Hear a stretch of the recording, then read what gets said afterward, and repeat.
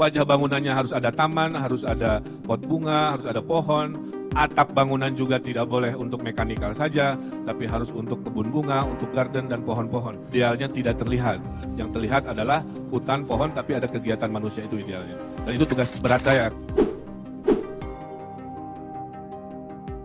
Tugas berat Ridwan Kamil ditunjuk Jokowi jadi mandor proyek IKN. Presiden Jokowi resmi menunjuk Ridwan Kamil menjadi Kurator Perencanaan dan Pembangunan Ibu Kota Nusantara atau IKN. Hal tersebut disampaikan langsung saat menjadi pembicara dalam acara Rakornas Ibu Kota Nusantara di Hotel Kempinski, Jakarta Pusat. Menurut dia, hal ini menjadi tugas berat lantaran pembangunan infrastruktur di IKN harus menjadi kota hutan yang tetap ramah lingkungan dan bukan kota beton, sehingga setiap wajah bangunan harus hijau. Atap bangunan pun tidak boleh hanya untuk mekanikal, tetapi harus untuk kebun bunga, taman, dan pohon-pohon. Sehingga bangunan di IKN idealnya tidak terlihat, sementara yang terlihat hanya boleh pohon-pohon dan kegiatan manusia.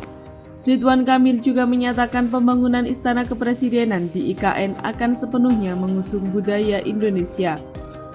Berbeda dengan Istana Kepresidenan di Jakarta, hal tersebut selaras dengan permintaan Presiden Jokowi yang ingin memiliki gedung istana yang bukan merupakan peninggalan kolonial.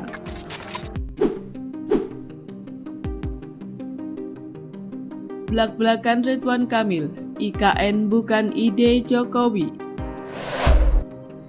Kurator Ibu Kota Negara IKN Nusantara Ridwan Kamil menyebut pembangunan IKN bukan ide dari Presiden Jokowi. Dia mengatakan Presiden Jokowi hanya mengimplementasikan kewajiban sejarah dalam pembangunan IKN. Pria yang kerap disapa Emil ini menjelaskan, sejarah yang dimaksud ialah rencana Presiden Soekarno yang sempat ingin memindahkan ibu kota ke Kalimantan, tepatnya di Palangkaraya. Sayangnya, rencana itu belum terlaksana lantaran kondisi negara yang baru merdeka. Emil menegaskan, pembangunan IKN merupakan sebuah mimpi besar dan bukan urusan politik praktis. Dia mengungkapkan dengan kehadiran IKN, kelak pada 2045 Indonesia memproklamasikan diri sebagai negara adidaya.